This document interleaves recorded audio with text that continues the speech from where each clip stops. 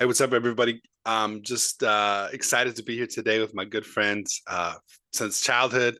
He's all the way on the other side of the country, but we're gonna get this done. And we've been talking about doing this for a while, and I'm glad that we're finally here. So I want to introduce you to my friend Nathaniel McLeroy.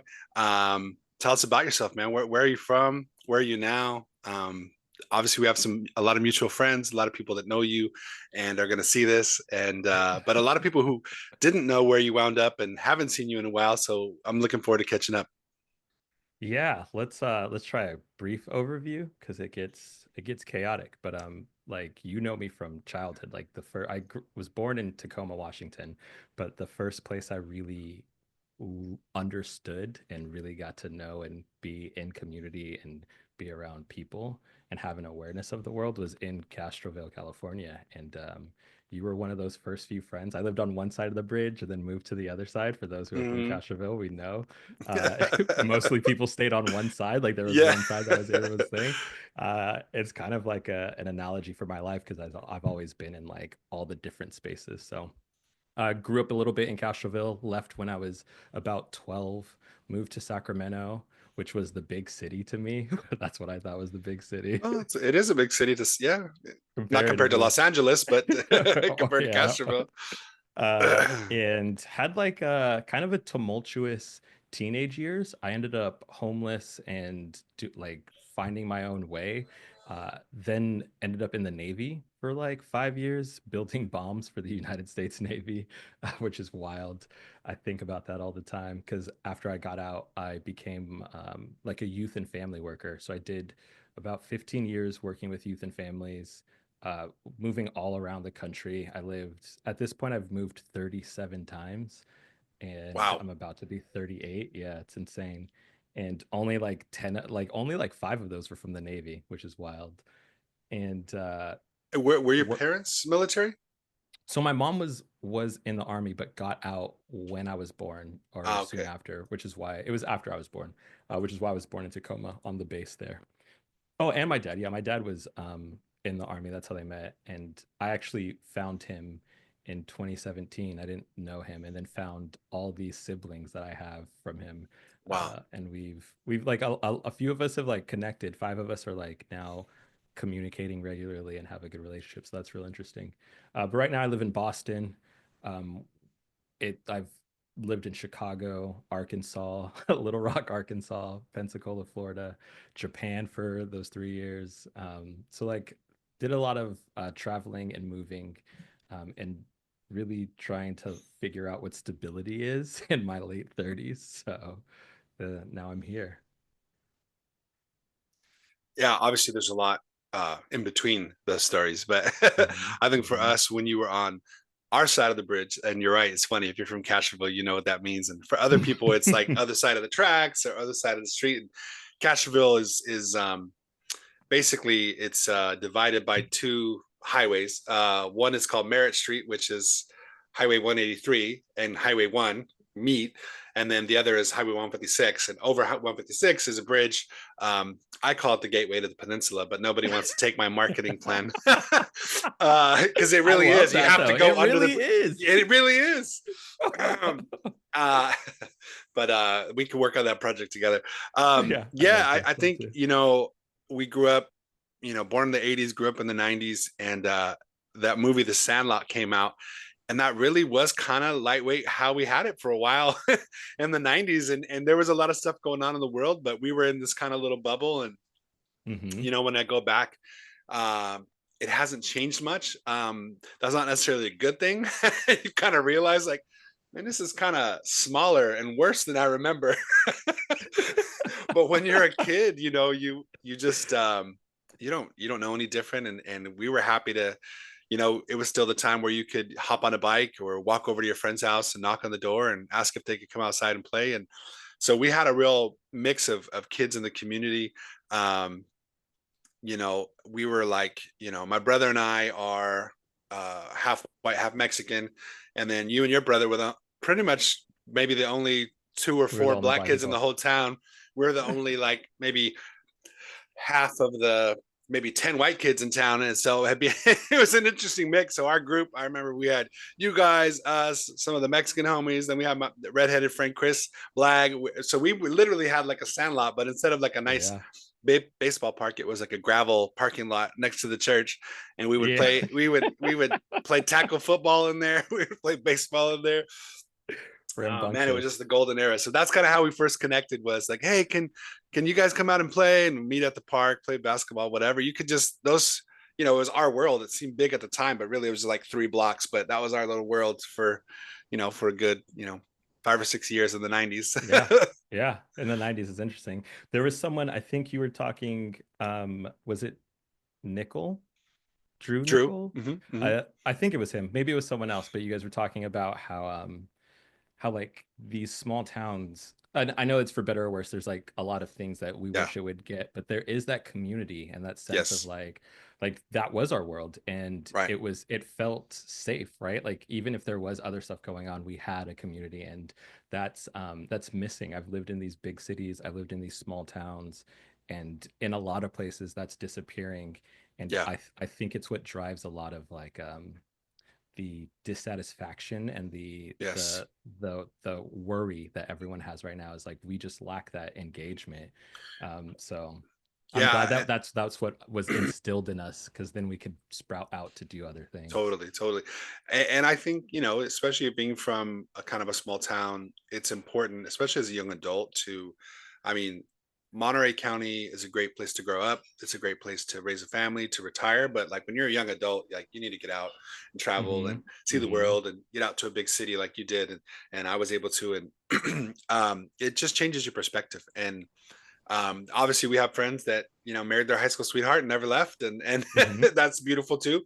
But Mm-hmm. I'm grateful that we were both able to kind of get out and see some things. And so we grew up there as kids, and that was awesome. It was kind of, we had some issues, typical neighborhood stuff, getting into some fights, have some bullies, have some teasing, but Mm-hmm. overall it was fun and it was awesome.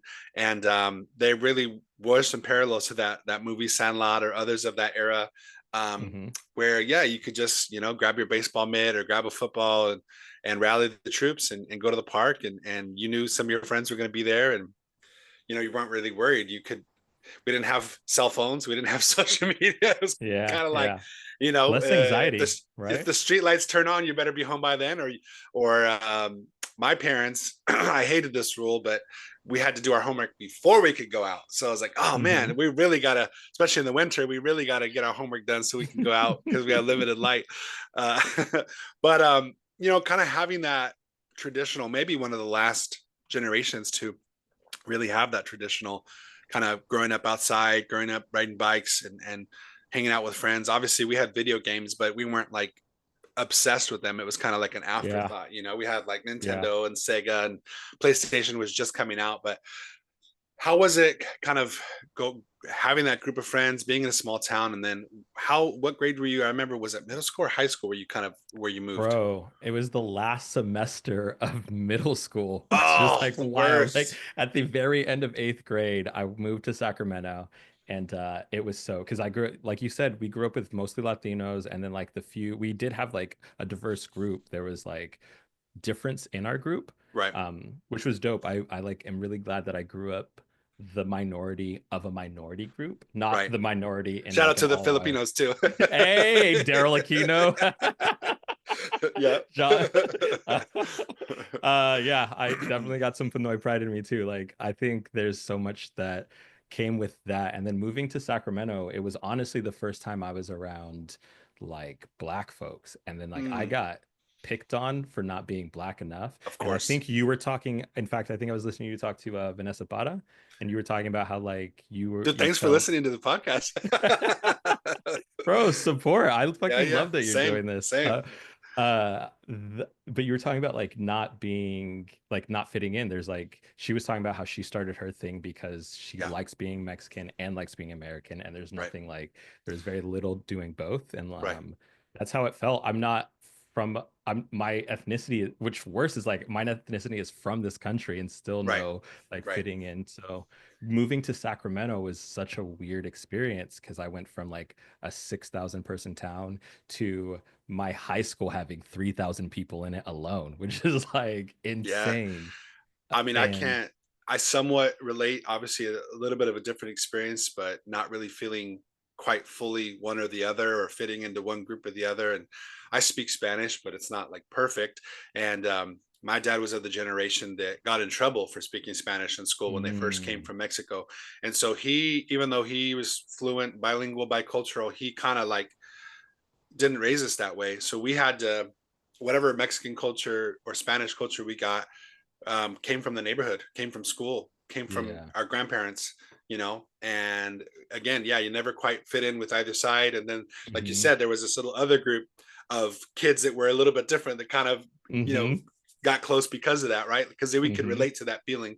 I remember watching our our good friends Reggie and Alex Doucette, rest in peace, Reg. They poor guys, growing up in Castroville and Prundale and all that came with that, and then really connecting with their cousins and their friends outside of the Hmm. area and realize reconnecting to the culture, maybe like you did in Sacramento, where it's like, oh, there's a whole other world. And this makes maybe more sense on some levels. On other levels, you didn't grow up with them. So it's maybe hard to connect. So yeah, talk more about that. Obviously, that's a really awkward time too, right? You're going through puberty, your Bro. friend groups like 13, 14, 15 is kind of a pivotal, especially for young men. It's really a pivotal age of like kind of when you define who you are and who your friends are. And so to be uprooted and have to start over in a totally different environment, like what was Yeah. that like? I think it set the state. I think, well, first off, remember I had moved to Castroville from so I was born in Tacoma, moved to Marina for a year for kindergarten year, and then Mm-hmm. moved to Castroville. Mm, So like I guess it was already instilled in me like this change, and there's something in me that's always already had that ability to make friends and to find commonalities. And I don't know if it was like innate or like a trauma response because of being moved so young, but mm, either way, it's worked out to this day. To this day, that skill yeah. still comes in handy.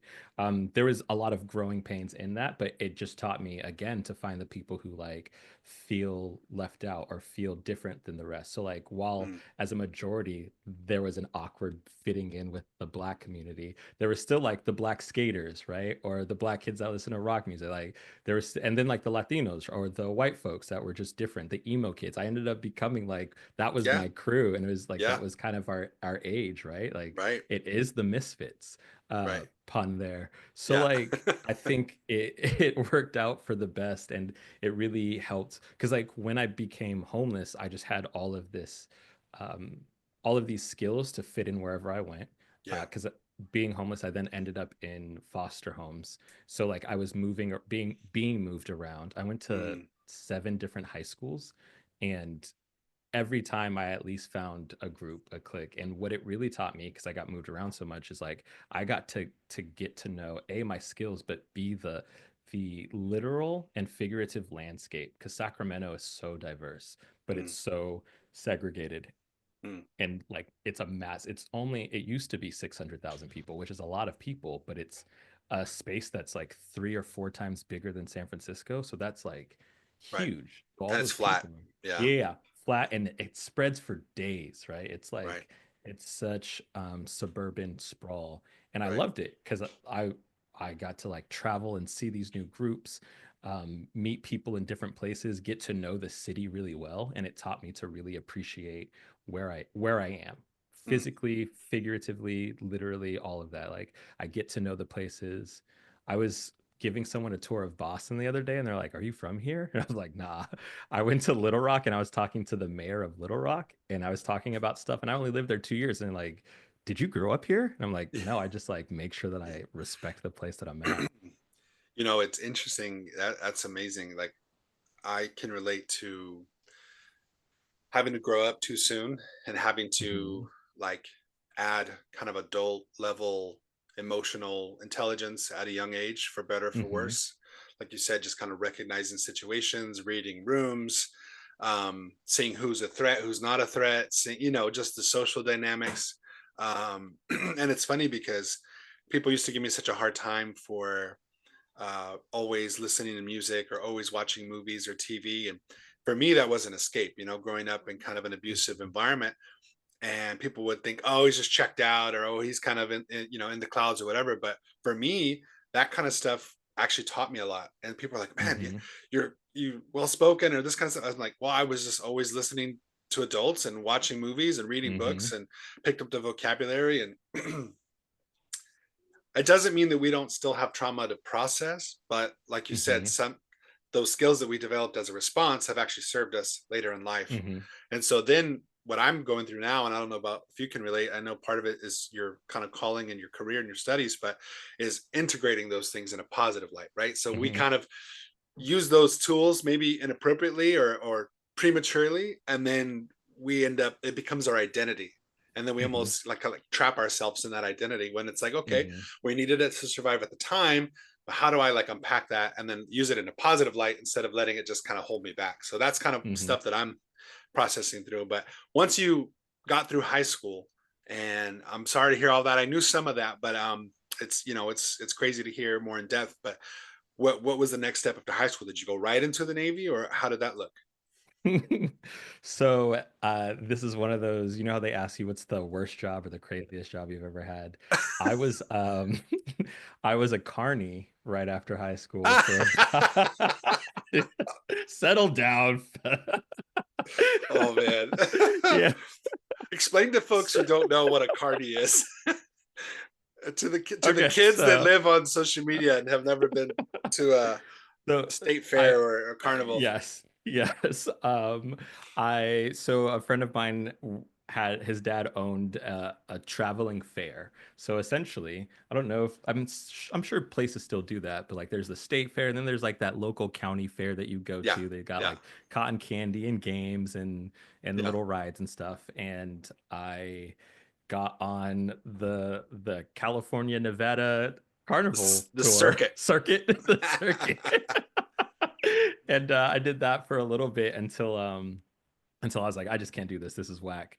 Uh, and I had the reason I had done that is because I did join the Navy at the age of 17. And Oh you can wow. like do this delayed entry program where they like Right. send you go to this thing once a month and they prepare you. And then when you're 18 and graduate, you go off. And then something happened with my paperwork. They fucked it up. And then I had, sorry. But No, you they can cuss. It's okay. Okay, cool. So they fucked We that talk up, about but real shit here. they fucked that shit up so bad. All right, now you're going crazy. But like they messed it up, and so I was like, I don't know what to do, and like because I went to 7 different high schools, I did not have good Oh, grades your in transcripts are college. all fucked up. Yeah, Yeah, man. yeah, yeah, yeah. College was never something that was spoken about in Mm, my community, in my family, and like no, I'd never heard the words, "Hey, what are you gonna do for college? What is right, your plan?" right. So like when the time came, I was like, "All right, well, the Navy, a friend joined the Navy, let me do that." Um, did the carnival thing. I was like, I'm not doing this. Went back to the recruiter. I was like, get me in there now. Yeah. It was like overnight. I have friends that were mad at me because, like, for real, I got out of the carnival thing and I was like, I don't want to do this and I don't know what else to do. And they're like, all right, we'll have you shipped out in 2 days. And I was gone in like it in that amount of time. And Well, two things. One, I think part of what brings us all together as a friend group is we're all kind of have like gypsy heritage somewhere along the way. Mhm. And so the carnival is that perfect example. Chad and I, we worked in festivals for years in Cameron, and it's just, yeah, we're just used to like being the traveling show. I've been on tour, been on, it's Yeah. just like this deep, like I feel like we all worked together on the Silk Road at one point in our lineage, and we're like And reincarnated versions of those guys. I don't know. I mean, I'm just saying, it's kind of weird. Um, it's funny because I can relate to the whole like parents not talking about school. And the messed up part about it is that my parents were so strict when it came to getting good grades and behaving Mhm. during Mhm. school. But Mhm. for what? They had no plan after. It was just like, Mhm. you're going to be the best at sports, you're going to be the best in school, otherwise you're going to be in trouble. But there was no like, because it's going to set you up for your future, because it's going to Mhm. help you get into college. They didn't know that next step because they didn't take it themselves. Mhm. So it's just I like, don't get in trouble, get good grades. Okay. So what I will say, and I know it sounds like I didn't have good parenting or something, or like I have a bad relationship, but like my mom and I have a great relationship. There was other stuff Awesome. going on that was just Of like course. Of course. partial, like the state coming in and thinking it knows what's best. I have so many things to say about that stuff, Which about is child probably protective why services. you got into your career. Yeah. Anyway, keep going. Um, so I will say like she instilled in, and like almost every single one of the people that came on your show has been like, my parents worked really hard, and like I'm Yeah. like and I appreciate that. I think a lot of entrepreneurs and hardworking people definitely pay homage to their hardworking parents. My Yeah. mom uh, instilled in me, while she didn't prepare me for what to do after high school or after school, what she did instill in me is like this sense of like courage and confidence to figure my own things out. I Yeah. like there was always that space to like she told me the truth. One of the things she would always say to me is like, you're gonna have to work twice as hard as your white friends.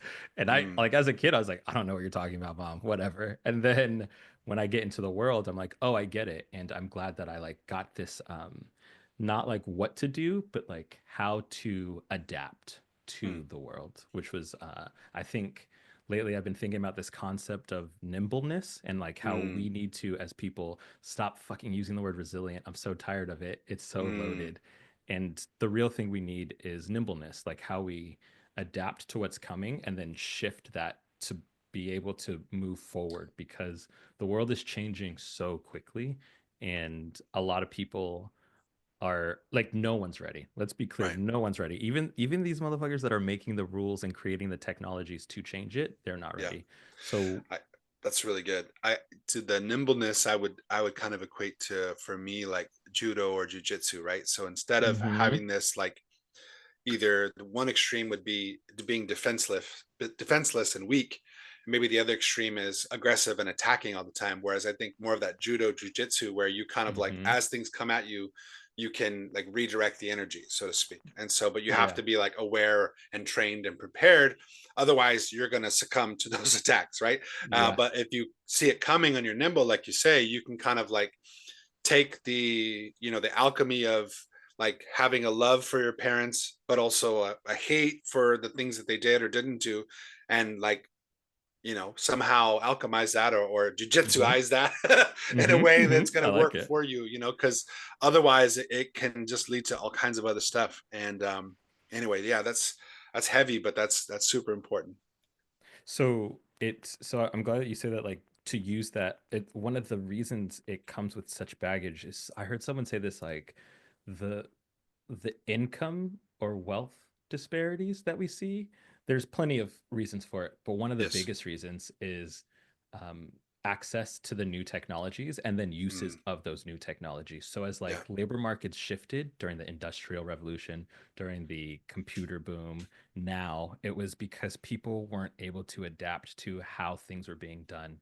And I can't remember who this person was, but she was talking about how she she was in the hospitality field during the Mm, 2020 or the pandemic and was like that mm, sucked. mm, And I think it was someone else got their license to be a realtor mm. right before the like housing bubble I burst. did. Yeah, yeah, I can relate. Yeah. uh so yeah, we have to be nimble because the people who are making the decisions are not thinking about individuals Mm, and how they respond to things. They're thinking about how systems work. And hmm. what we've learned is like people don't operate the way that systems work. So it's not Well, that they're wrong or bad, it's that they're not understanding the true reality of people. I appreciate your perspective because you have your own personal experience, right? That no one can take from you, that has hmm formed those opinions, but you've also done the work and the research and are looking at things objectively, not just from your own personal like perspective or pain, right? So many people will use their identity as a badge of honor or dishonor, whatever the case may hmm be, or an excuse, right? And so it's hard for me because I might have certain opinions, but I know that I look and I sound a certain way. And so that hmm automatically evokes a reaction to people for certain reasons. But hmm are hmm you familiar with the comedian Theo Vaughn? Of course. I love Okay. Theo Love him or Vaughn. hate him, I think he's freaking hilarious, bro. Because I'm doesn't laughing he just remind you thinking of about him. somebody we grew up with? Like, Oh, you know, 100%. like a Prunedale haircut for sure. He's from Louisiana, but anyway, so he's part of his whole joke and bit is like, I keep hearing about this white privilege. Like, Oh he's like, yeah, I didn't get none of that. And he's yeah. like, he said he grew up in a trailer park and he'd have his black friends like, oh, you stole this from us. They're like, do you really think that I would That is do all that and then I'd be right here next to you? Do you think I would? And so I was at a hard time. Like, I get it. Like, you know, I have a lot of friends that are like, you know, La Raza and very Mhm. Chicano pride and all this. I'm like, never been to Mexico. Don't speak Spanish. Here I am. I look white. I sound white. Been to Mexico. Speak Spanish. And that's it. Yeah. I hate that we measure ourselves on whether it's blackness or brownness or whiteness. Like, Hmm. oh, well, if you can, there's a checklist that like that makes you authentic, you know. And Hmm. then there's Hmm. people like even with my wife, you know, she struggles with that a little bit because growing up here and having one side of her family be this way and have her kind of dad's side was more Americanized and her mom's side was more kind of connected to the culture of Mexico. And to me, she speaks great Spanish, but when we go back to Mexico with her mom's side of the family, everyone can tell that she's American. Yep. And Yep. she gets so mad because she loves going to like the markets and like haggling and like, you know, she just loves that environment. I do not like haggling. I do not like shopping, but she loves being in there. But she gets so mad because she knows that they're taking her because they can tell she's Yeah. American. Yeah. um, That's yeah. Anyway. That's funny. My partner's Puerto Rican, and she grew up here. She moved here when she was 3, and she had such a deathly fear of speaking Spanish for so long Mm, because of that same thing, right? yeah. Like, and especially when she would go home. So like again, we don't know what that's like because we have like this thing, or well, you probably do, but like I don't know what that's like to not know how to mine is all here. Like I don't fit in because of weird things here. There, it's Yeah. like she has two origins, and like neither Yes. one of them is like, yeah, Yes. you're mi gente or But my see, the people. the thing is, and this is why part of why we're friends, and we didn't realize it at the time that drew us together. There's now more of us than there are of them. Meaning, Mm-hmm. there is more of us who are mixed heritage, whether it be ethnic or cultural or language. There's more of us around the world now because of Mm-hmm. colonialism, because of the economy, because of wars, whatever the reasons are. And Mm-hmm. that's part of what I understand, especially right now. Obviously, in the United States, it's a very intense time. People have a right to feel however they want to feel about it. Um, and I'm watching it because I kind of understand both sides. I didn't vote for Trump, but I understand why people did. Mm-hmm. And people will hate hearing you say that. I say that, and people are like, I don't understand. Yeah. So obviously, here locally in California, there's a big issue with immigration, right? So Mm-hmm. it people are so like maxed out on their emotions on either Mm-hmm. side of the fence because Mm-hmm. their identity and their passion is all wrapped up in those things that they can't be objective and they can't see. I'm Mm-hmm. like, it's not to me, it's not about Democrat or Republican, it's about haves and have nots, right? Like you said. And Mm-hmm. that's Mm-hmm. we can prove that historically, like you said, we can go back and show you. So my thing when it comes to a lot of that stuff is like feel how you want to feel, but like know your history, know your facts. Mm-hmm. Don't just Mm-hmm. regurgitate what you hear on social media. Don't just say ignorant shit because you want to be like cool or you want to be mean or you want to like think that you're being tough. Like actually understand the history and do your research from all different perspectives, not just one Mm-hmm. source, right? Mm-hmm. And people just don't want to have that. It's kind of like you're with us or you're against us on both sides. And then Yeah. those of us like ourselves who are like, well, we don't really fit fully into one camp or the other. Yeah.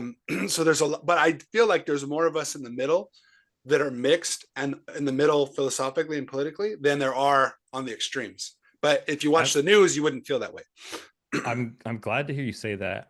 First, I just want to say thanks a lot, algorithms, for creating a worse problem than we already have. Like Yes. that's really what it like. Yes, this problem existed, but like the algorithms and the the corporate, honestly, the tech oligarchs not recognizing what they were doing programmed something to be optimizing and optimize getting I think they knew attention. what they And were the doing. best, I mean, I don't think they did to begin with, but they do now, right? What they wanted was more attention on their stuff, and the best way to get humans' Mhm. attention is induce outrage.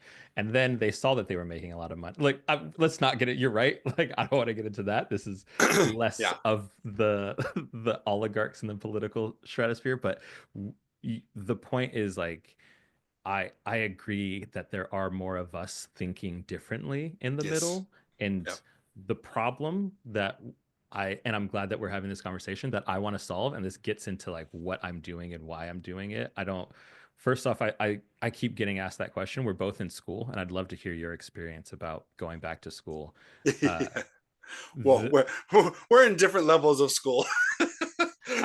let's But be clear yes, though. Like yes, what yes, yes. I think three of the people you talked to were like, yeah, one person, I think it was Hellwig. I think that's her name. She was like, Yeah, if I yeah. would have known that school was so theoretical, I would have just done a trade school. And I was like, bars, like, Yep, absolutely, yep. right? Totally, totally. Someone else, I think it was Vanessa. She was like, I liked that I went to school, but it didn't teach me any of the skills I needed. It just taught me things. And like, I took social psychology and as an undergrad, social psychology, and then now I'm doing social work. And That's like awesome. I'm not learning anything new. Let's be clear. Yeah, The only things I'm learning is how to talk about this stuff honestly to the elites, to yeah. the academic elites. But Institutional. Yeah, yes, but we knew yeah. everything that I learned in social psychology. I was like, I've known this since childhood. Right, Like this right. is stuff that we observed You're just, yeah. You're putting terms to things that I know innately, right?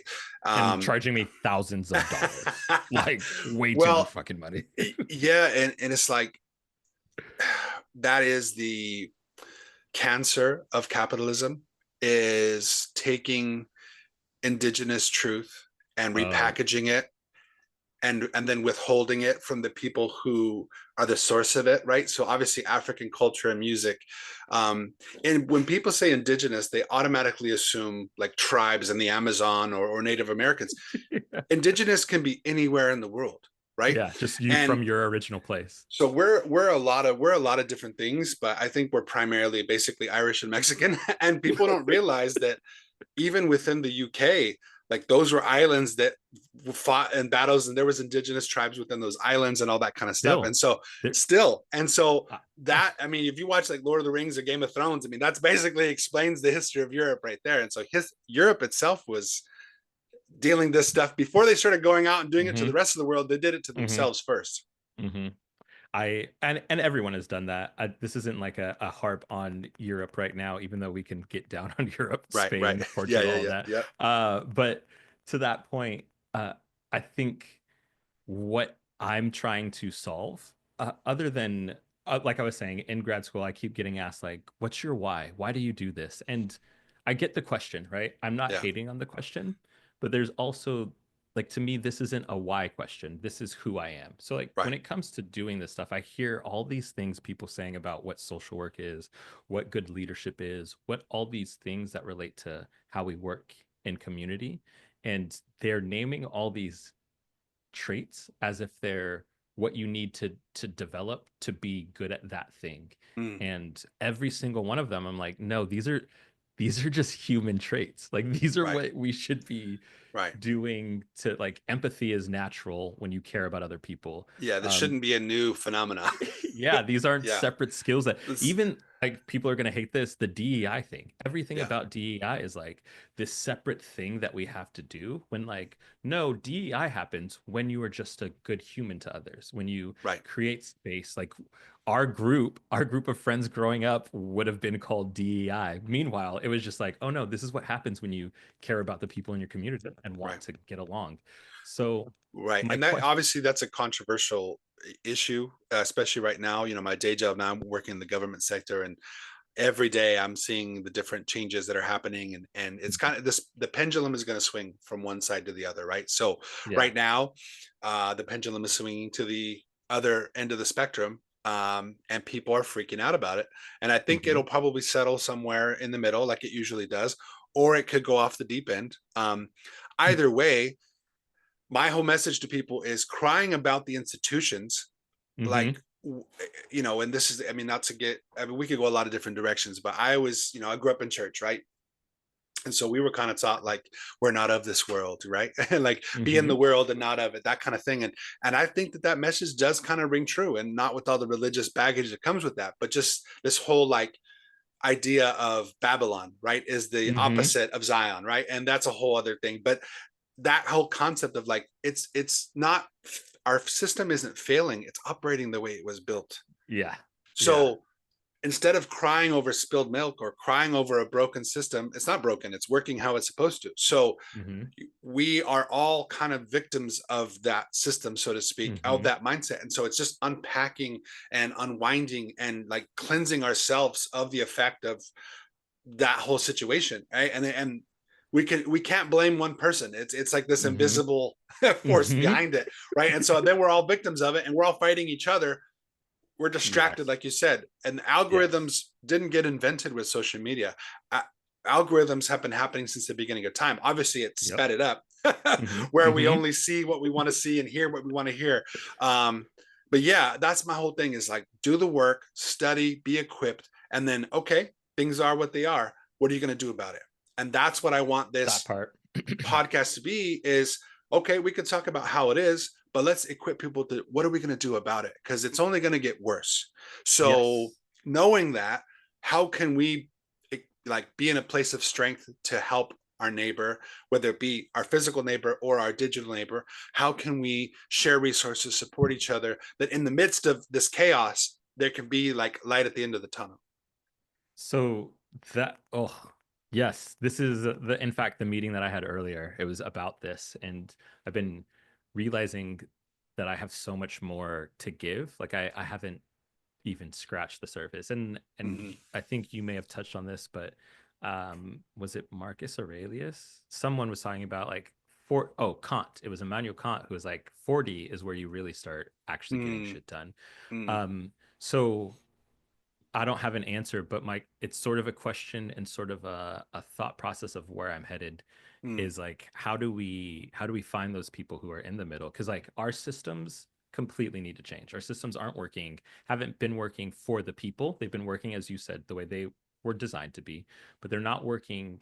And this isn't me hating on capitalism, though I can hate on capitalism. Capitalism has done a lot to get us from one point to where we are now, which isn't the best, but it is way better than we were before. Um, Mm-hmm.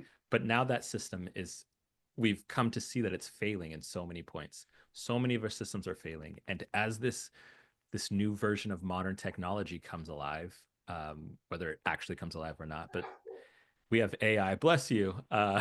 We have AI. We have synthetic biology being advanced so quickly.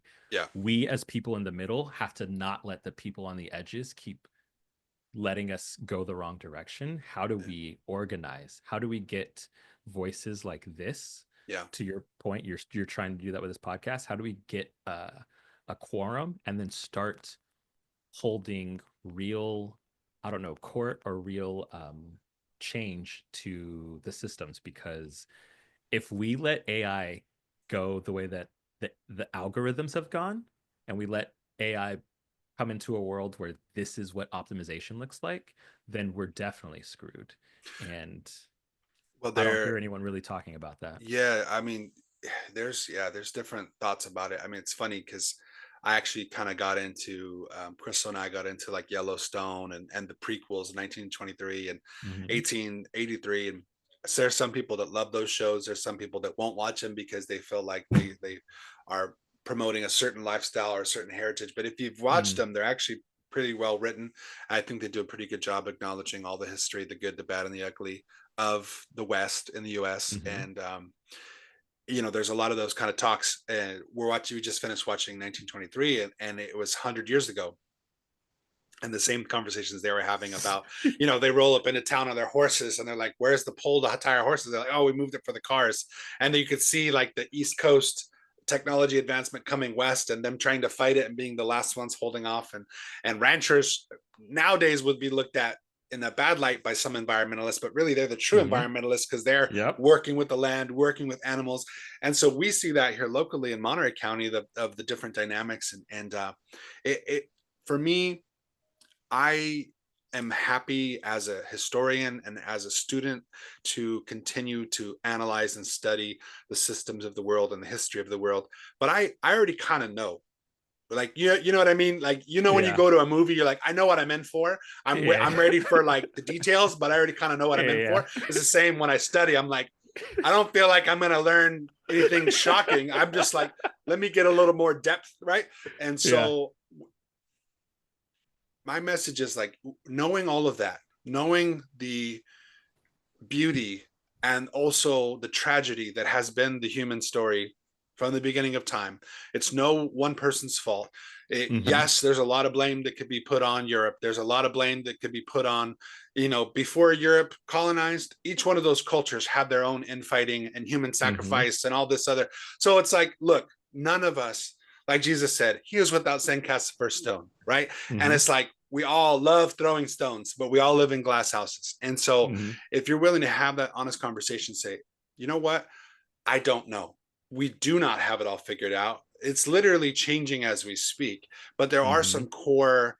What it's going to take is people to have the talent to be rock stars or tech CEOs or presidents, instead of going those paths of being billionaires and being the president, of that Hmm. human desire for greed and power and just, fame. If you can take that, someone with that talent but match it with character, Hmm. then I think that can become powerful. Someone who is like can't be bought, so to speak. We all struggle with it. We all have our weaknesses. We all have our impulses and our desires, or whatever the case may be. And usually the powers that be can manipulate that against us, right? Hmm. Any prophet that has risen up, any influential leader that has risen up, either gets manipulated and shamed, or they just get straight up killed. And so, Jesus. so my thing is like, all right, I don't think that marching in the streets and carrying a bullhorn, that is not necessary. I mean, there may come a time where that's the thing that I'm called to do.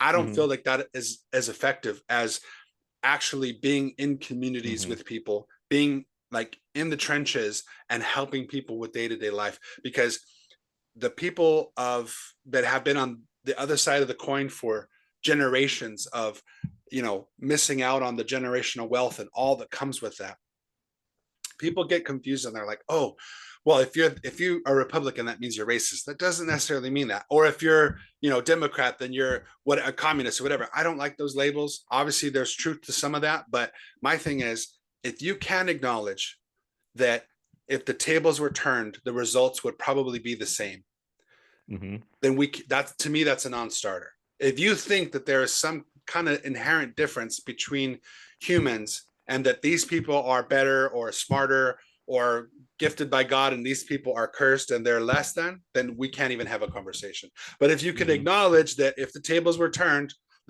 and that goes back to the whole DEI thing, like, there was a reason why it was needed, but people are like, oh, well, it's going to be a meritocracy. It's only based on effort and merit. Oh, well, great.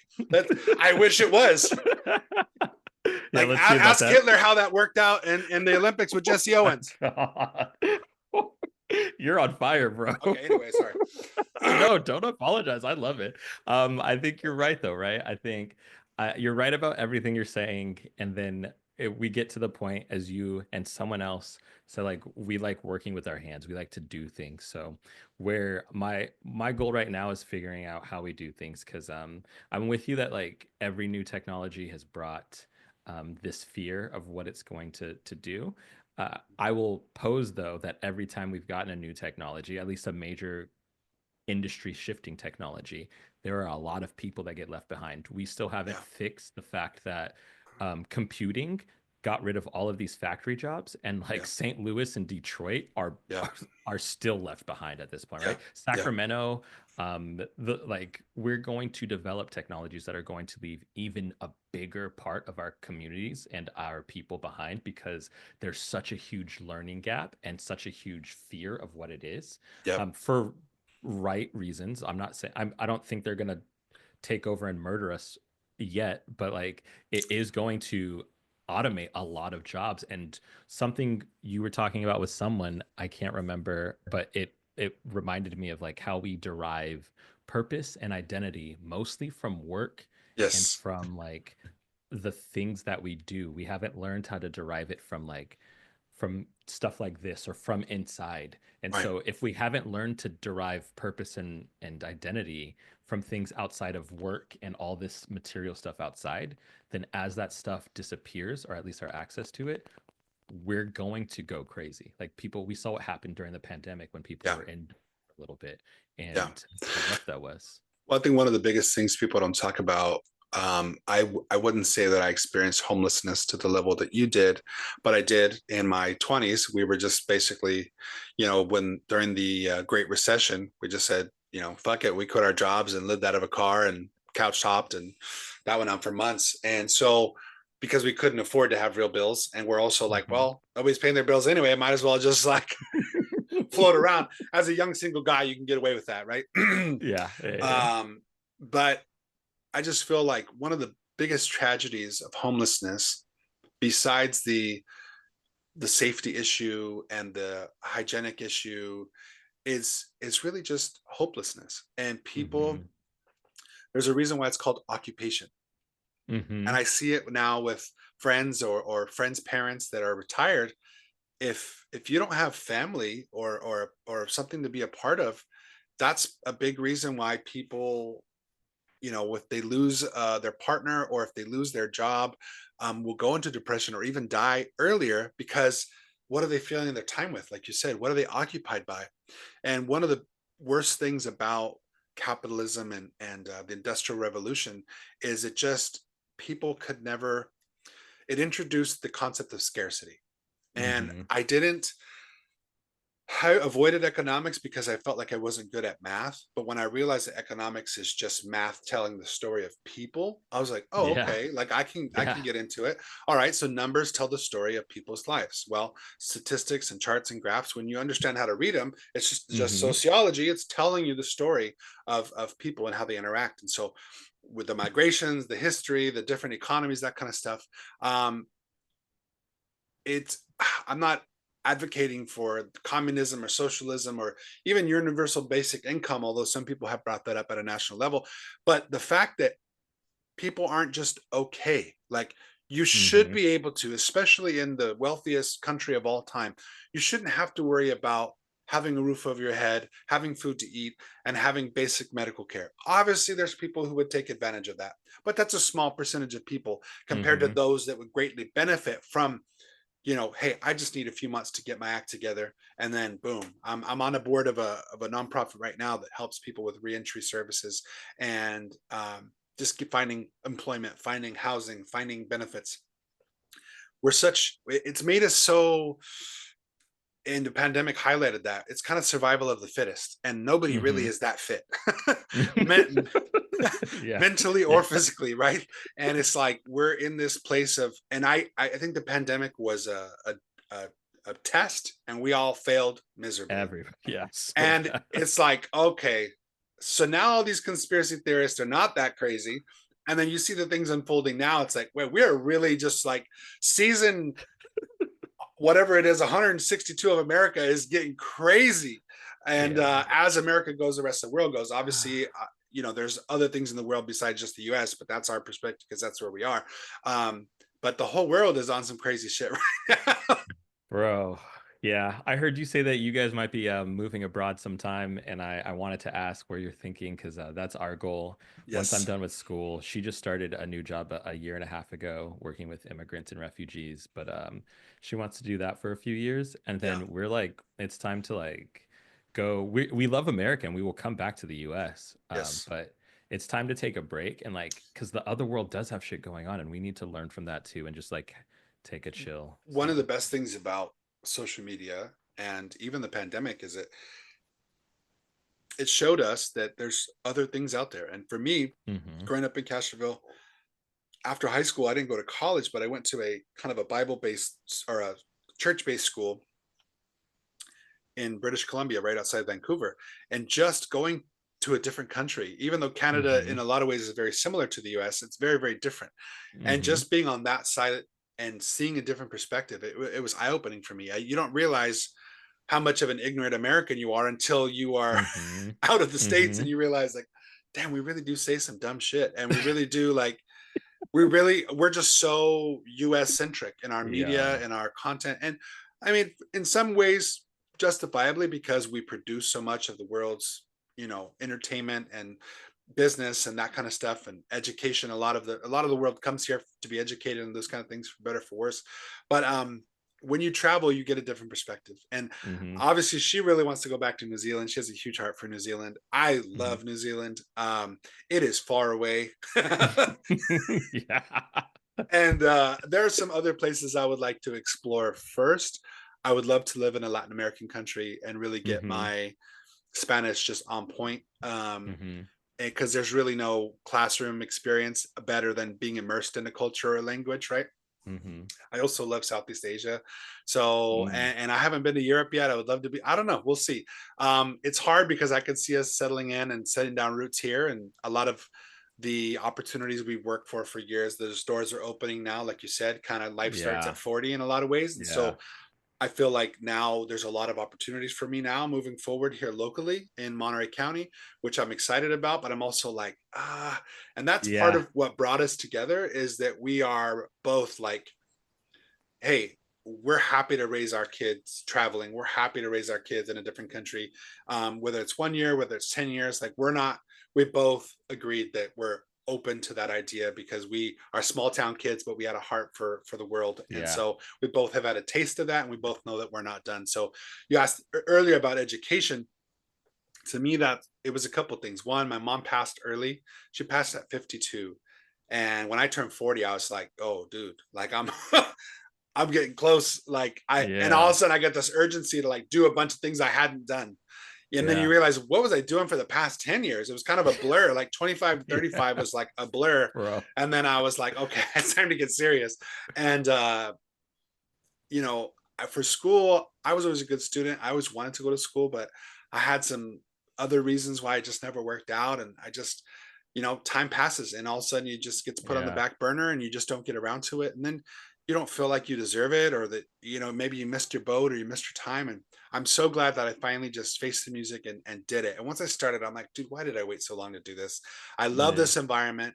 Um, and I've just been fortunate. And for me, getting a degree, because I was in events and sales and kind of a freelance guy, I didn't need a degree for my career, but Hmm. I see now the value of it because I'm kind of transitioning careers. But also for me, I look at a degree like a passport. It opens Hmm. doors, and I don't Hmm. want to not have access to things because I don't have a fucking piece of paper. So I'm like, Which all is also right, let me bullshit. go get So this piece of paper. I know. yeah. Let me go Yeah. get this. Fine. Okay, that's fine. I'll give Caesar what is Caesar's. Okay, cool. I'll get you a stupid little piece of paper, even though Yeah. I could teach some of these classes and I'm older than some of my Yeah. professors. Yes. Okay, that's fine. Anyway. Yeah, I'm with you, man. I like we said, like not learning anything new, just getting this passport that we should be, yeah. Um, I just a quick note, I did this huge research paper on how America locks access behind an academic paywall. And like you just Mm-hmm. said, there's just stuff you just don't have access to, which is wildly classist, that we wouldn't let people have an affordable life because they don't have a college degree. So, I appreciate you saying that. That's powerful, and I love that you said classist, because racism runs deep in our country yeah. and in our culture. 100%. I remember being in Thailand and all the advertisements in Thailand, and the Thai people are more, the indigenous Thai people are more, darker skinned, Hmm. um, very similar to Vietnamese or to Thai or to Indian Hmm. or to Filipinos, right? My dad, when he lived in Singapore and Thailand, they thought he was from there, you know. Uh, but everywhere you see these advertisements, and it's all very light skinned Chinese people. Those are the Yeah. celebrities. They're trying to sell skin cream, literally like whitening cream. I'm Yeah. but I can't hate on them. We do the same shit here in the US, Yep. right? Yep. Obviously there's racism historically and currently, but more prevalent and kind of under the surface is the classism. And Hmm. that really exists. Like you said, we could talk shit and blame Europeans and blame white people. Yeah, we could do that. Lots of Hmm. lots of points you can make there. But really we don't talk about within the communities of color that Hmm. historic racism and hatred and, Yeah. and classism, right? And so, like, Yeah. even with your partner, I mean, the Puerto Ricans with the Afro Latinos and the Yeah. European Latinos. Speak Yeah. on that in your experience being in the East Coast. Oh, I mean, colorism's huge, right? Yes. Like to your point, my problem is that racism has hijacked the conversation, and like, yes, we know racism exists and it sucks. I hate it. There are people, someone today like had her back to me and had her purse behind her, and then she turned and Um. saw me and then moved her purse, right? So like, I see Yeah. racism. I go to one of the most elite white college. It's a Catholic private white school. Like essentially it's a private Catholic school, which means In almost everyone's Boston, in you're Boston, bro. wicked smart. You are wicked smart. So yeah, I look, trust me, I understand racism. Yes. I've worked with cops. I've trained cops to Yes. stop being as racist. Water is wet. Sky is blue. Water, yeah, like come on. The real problem is like we just watched, and sure, they were all most of them are white, but look at these tech oligarchs. And Mm. it's not about, they don't care about, as Theo Vaughn said, I'm not the one stealing your shit either, bro. Do I you don't think care. I'd steal your shit and let me right here next to you? Yes, I grew up with rednecks, and White like they privilege, might say miss me. Yeah. I grew up with like the grimiest of poor white people. And yes, I've heard racist shit. They've said racist shit to me. Yes. And we're Yes. still friends. I was in the Navy with racist people. I'm saying the word racist so much because that is not what our real problem is. Like, racism isn't going to disappear. That's just inherent in how we set things, like how we think about things in our brain. What the problem is like, the fact that people with a lot of money dictate how everyone lives. And then they Yes. say, hey, Yes. racism. That guy's racist towards you. And then we Right. fight about the racism while they Yes. get away with all the fucking All right. money. So this is a weird comparison. I've had this thought and I've shared it before, and I don't know. I look at racism and classism. Let's just use America for an example, not even counting the rest of the world. You remember the show like Jerry Springer and Maury Povich, right? Just daytime trash TV, right? Where people are just doing paternity tests and all this nonsense. Well, I look at racism or classism or capitalism in America as almost like, the cheating guy on Maury Povich, where the girls come out and the multiple baby mamas come out and they're fighting each other while the guy who has the multiple baby mamas sneaks out the back laughing. And that to Oh, me tell me to laugh. is class war in America. Like, Yeah. we're over here. I don't think people understand the difference between the 1% and everybody else, because we're all just trying Hmm. to be in the middle class. And the middle class is hard to define, but like most people, especially millennials, are, under a certain income bracket. And I think they say, I don't know exactly what it is, maybe it's 75,000. That's what it was. It's But moved up a there's a bit, but yeah. certain income bracket where it's kind of like the sweet spot, right? Where Yep. it's like life begins at this income bracket. Obviously, we know how to survive on less. Immigrant communities know how to survive on less, live with family.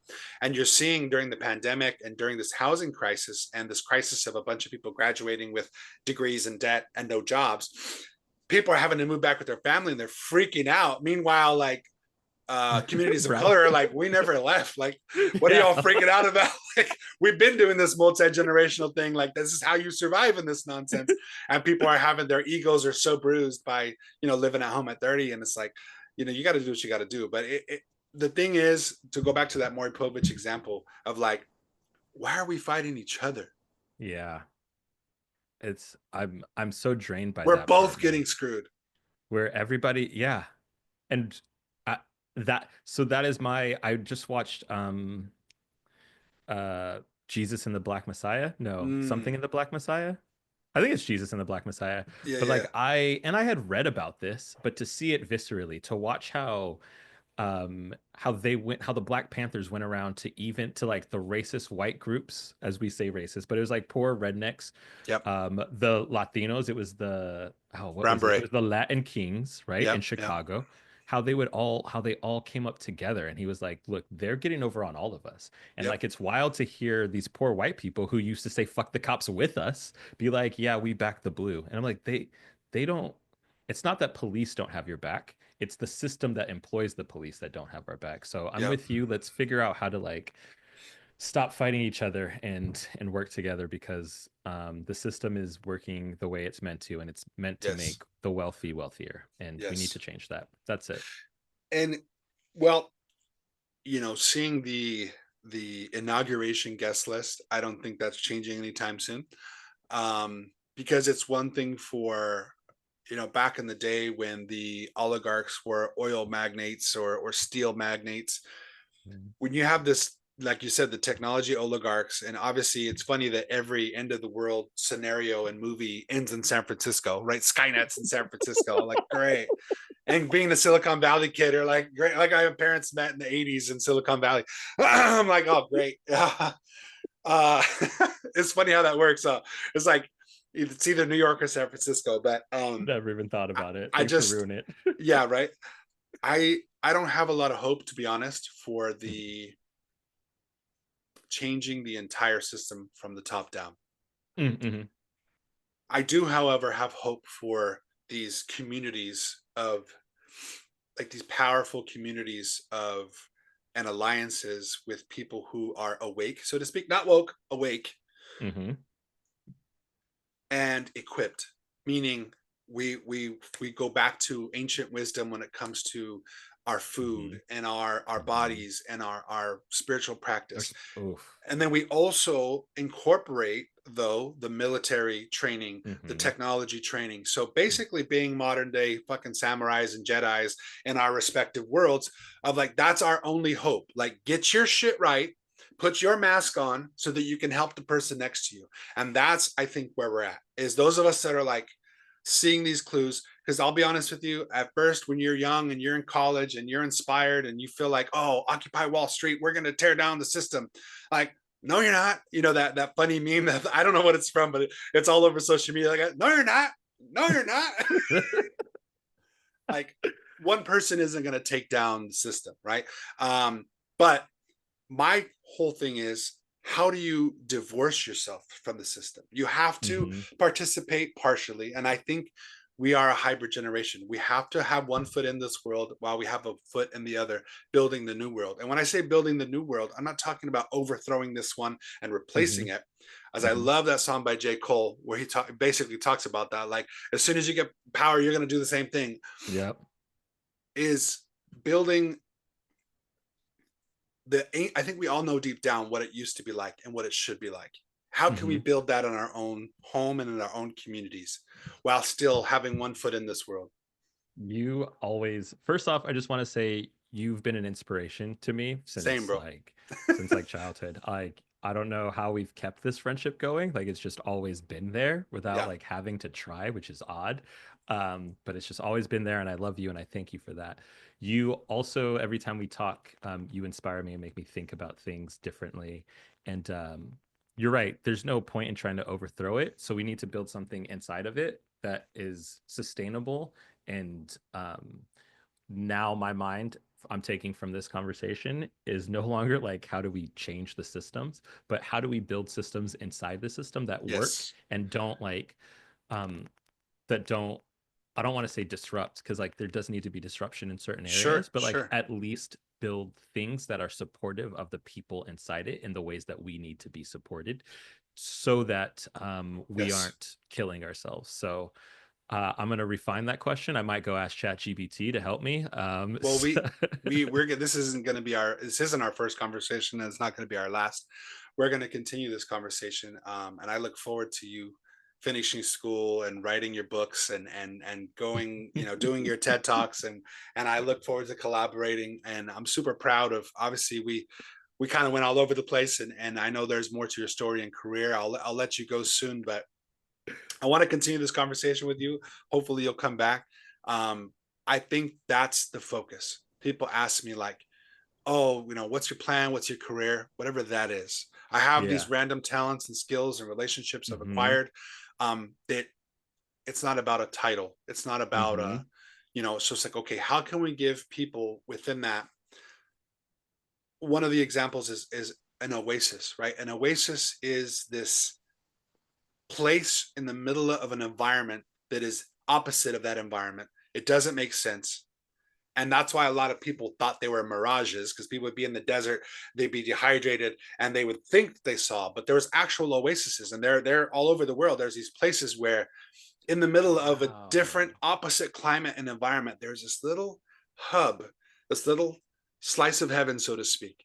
And it's like, how can we create that? If you believe, obviously the whole religious conversation is very complicated, and we could, that's a whole other separate conversation, but let's just take that because it's a popular theory that half the world kind of adheres to. If you actually believe in the life and the words of Jesus, his whole message, and not the one that's being used by a certain group of people to like promote their agenda, I'm saying the actual words and the real Jesus, he came in during and led by example of the opposite. The first Mm-hmm. shall be last, and last shall be first.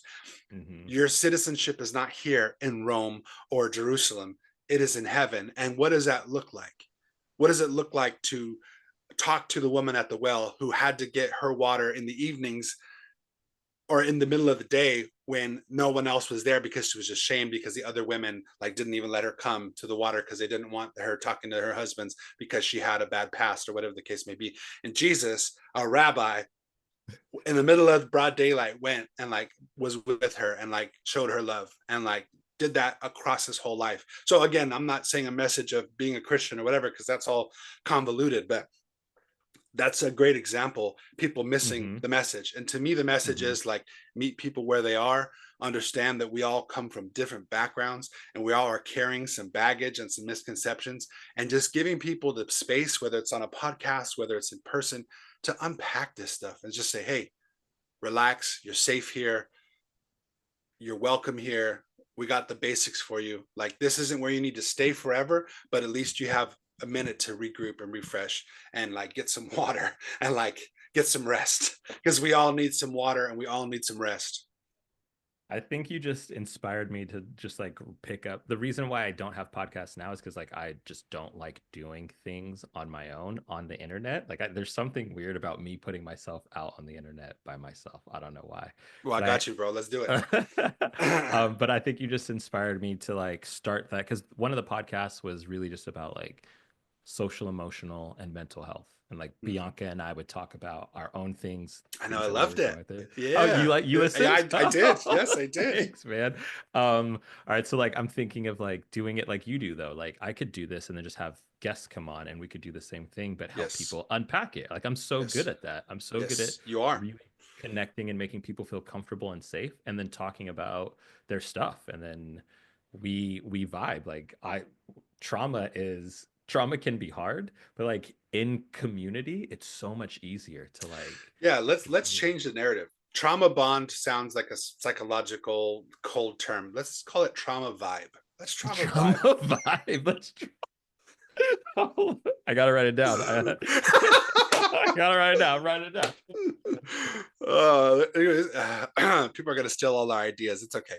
I mean, first off, that's your idea. Let's be clear. You No, have some no. great ideas. Let's. Well, we have the marketing background, so I'm always thinking of like catchphrases and jingles. Like, I mean, I Yeah. have so many. Yeah, it's product of where we grew up, but I I'm excited. Let's continue the conversation because part of why our friendship has been so seamless over the years, and dude, first of all, kudos to you. The Navy career, the social career, the education.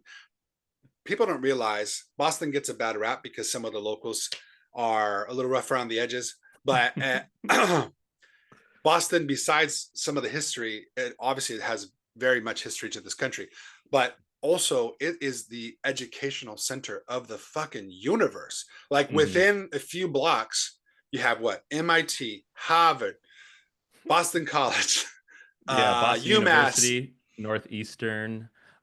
There's Mass Art. There's 54 private schools Berkeley in School of Music, which Berkeley is School of Music. The list is endless and it's pretty wild. So you're right. what. All right. Well, we have a lot more to cover, but let's say, where can people find you? What are you Oh, currently for sure. working on? And like, what do you see as some of the next steps of taking everything that we talked about and making it a reality?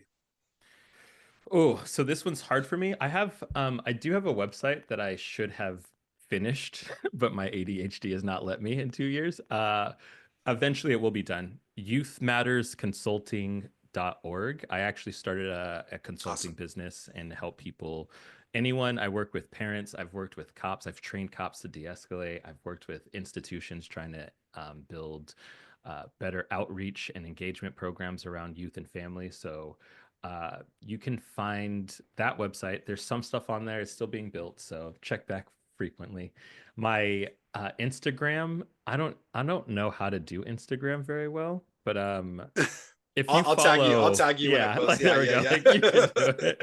Um, what's next? I think I, and like I said, this whole like question of like why do you do what you do? And like I said, this is just who I am. I'm social work. I'm going to social work school because not because I have a goal of being a social worker, but because it has a perspective to offer to take and then put into the rest of the world. So I'm Mm, learning a lot of things from everywhere. mm, And the huge thing, I think everything that we talked about is important. There's so many things that I think are important, but the number one thing I think is important, and I know that everything's up in the air right now. Immigration is a problem, just yeah. our government not giving a good care or paying attention to what we need. AI, and I know everyone hears about AI regularly, but it is transforming Yes. everything. And Yes. I I know there's a lot going on, but I do think that it can help many people deal with a lot of things that they're trying to figure out. Mm, But B, the people who are creating it and putting it out aren't always the most thoughtful. They're not thinking about how the world actually works. They're just thinking about this cool thing that they're creating. hmm, And if we think about um, when people, when scientists, when researchers, when they put their things out, they're not thinking about that. What we really need is people who exist to engage with it so that we can say what we want, what we don't want, and then affect that change. mm, Um, but more than that, it's going to be a tool that gets done whether we want it to or not. right. And everything about our world right now is going to be changed by it. So everyone should at least get to know how it works, what it Yeah. means for them, at least in their selves and in their community. So I would say engage with it in whatever way you feel comfortable. Um, and honestly, the next thing that I think is really important is just figure out how we grow things like this, how we are sure Yeah. to like communicate on a real level, not just through, I'm not saying don't use social media. I'm not anyone that says not to use a tool, but I would say what's next is learn how to do what we've been talking about, build that community Yes. inside the system. And like what we've learned from politics, regardless of what side you're on, these folks are not paying attention to what we as regular people need. So we're Yes. going to have to build it ourselves. So Exactly. engage with Amen. each other, engage with Amen. each other. I love that. That's really it. That's all I have right now. I love that, man. Well, we could go on and on for hours, and I'm excited to continue the conversation if you're down. And that's part of why I started this because I wanted to wait till I had the gear, I had the studio, and da da da da da. And I'm like, you know what? No, I'm just gonna start. So I just made that Yeah. commitment to myself. I'm just gonna do it because we've had a lot of these conversations privately. I'm like, I feel like other people might want to engage or benefit from some of these Hmm. conversations or join in or whatever the case may be. So I'm willing to go through the little awkwardness, also struggling with ADD and OCD and wanting it to be perfect and forgetting things and da, da, da. So I'm Hmm. like, I'm just going to do it. I'm not going to follow a perfect format, but I have a little system that I do that works, and it's off to a good start. And so I'm excited. And as the resources come, the production value is going to go up, and we're going to do this in person in studio. We're going to go visit you in Boston and do a whole documentary. I'm already seeing it, but we need to do like one where we tour Castroville and then where we go to Oh Boston. shit. That'd be sick. That'd be pretty cool. Anyway, brother, well, Dude, I thank love you your so ideas, much. man. I'm going to make sure to tag you and share everything with you. I appreciate your time so much. I appreciate your friendship so much. It's going on 25, 20, almost 30 years probably now at this point. Jesus, yeah. Like yeah, I think I was I just turned 10. 40. So, yeah. I think it's been 30 years. That's insane. Yeah.